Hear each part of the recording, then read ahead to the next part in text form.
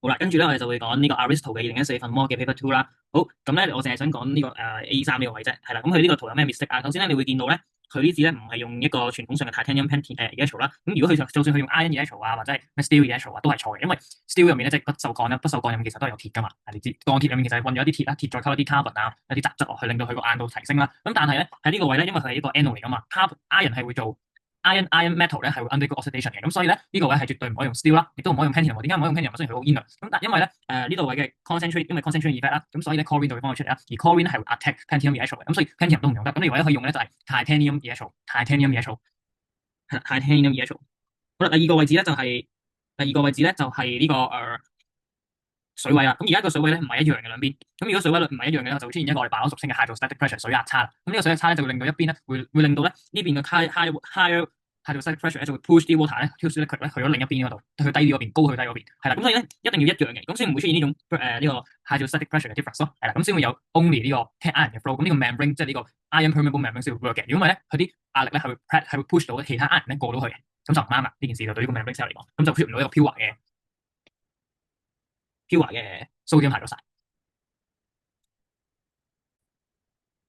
嗱，跟住咧，我就想集中講呢、個mass spectrometer 一啲運作原理啦。咁首先咧，我哋會見到咧，part one 呢個嘅咧，其實咧就係會釋放一啲 positron 出嚟啦，或者一啲 molecular ion 出嚟嘅 molecular ion，就係直接將用電子撞落去嗰個 molecule 度，令到咧佢入面嘅電子彈走，而產生咗一個正嘅 ion，帶住正 charge 嘅 ion 嘅 molecular ion，帶住正 charge 嘅 molecular ion 啦。然後即係呢度。好，跟住咧，我哋就會經過一個 accelerator 啦。咁 accelerator 咧就會令到啲 molecule 咧加快速度，一下飛出去啦，就會開始飛出去啦。好啦，咁嘅時候咧，除咗 molecular ion 會產生之外咧，亦都會產生 fragment ion，亦都會產生 fragment ion。好啦，咁呢個時候咧就會帶到去我哋下面第二條所問你嘅邊一個會 diffract the less 啦。咁咧原來咧 diffract the less 咧係受磁場影響嘅，係受個電即係 electric field 影響嘅，係受 electric field 影響嘅。呢度嘅 electric field 影響嘅。好啦，咁有啲咩影響 electric 有啲咩喺 electric field 會行得比較快啲咧？就係 mass to charge ratio 比較細嗰啲就會行得快啲，係細啲嘅咧，咁佢就會快啦。好，咁相反就係 mass to charge ratio 比較大嘅咧，就會行得比較慢咯。咁所以啦，呢個位咧，如果你計翻個 mass to charge ratio of 呢啲molecular ion 或者係呢啲叫做atom ion 啦，OK，atom ion 啦，咁所以應該就係81 Br 正咧係會 diffract the less 啦，佢會直行直出。OK，因為影響得比較低啲，佢受影響嘅範圍比較低啲，佢會行得比較快。OK，跟住啦呢個位啦，如果咧佢都講到明係隻 key 通啦，咁所以咧你唔可以話隻 L 係俾我啦，OK？你講到明係隻 key 通，咁所以你唔可以話隻 L 係俾我啦。好，跟住啦，講一個 analysis skill 啦。好，咁因為佢係 key 通啊嘛，咁所以佢嘅 structure 咧應該理論上呢個 double bond 咧，即係 double bond CO double bond 應該放喺中間或者第二個 carbon 嘅位置啦。咁到底應該要放邊個位咧？咁我之前有教過你咧，就係咧我哋會優先斬咗 functional group 嗰個去產生 fragment ion peak 噶嘛。咁所以你哋可以分析下啦。如果放一位同二位有咩分別啊？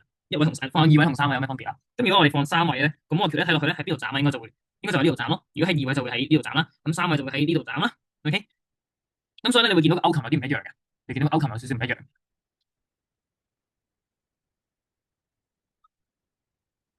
係啦，咁咧 mass to charge 57咧咁啱咧就會係 CH3 啦、CH2 啦，再加呢個 CO。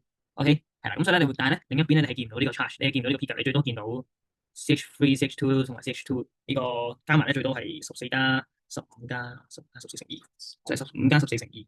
咁所以咧就係一個43嘅 peak 啦。咁就絕對唔係呢個所講嘅57咯。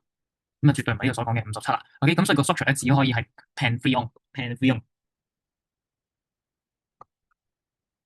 OK。跟住咧有咩想講啊？係啦，跟住就講下呢個畫圖啦。你個圖咧真係畫得好樣衰，你個圖真係畫得好樣衰。喺度搞多次個圖應該要點畫？唔可以咁樣衰嘅個圖。OK，咁首先咧你好似畫個龜頭㗎嘛，OK，你要畫個龜頭出嚟。首先你畫個龜頭出嚟。首先你畫個龜頭出嚟。首先你畫個龜頭出嚟啦，OK。好，咁我點樣畫個龜頭？個龜頭咧有個包皮夾住佢，OK。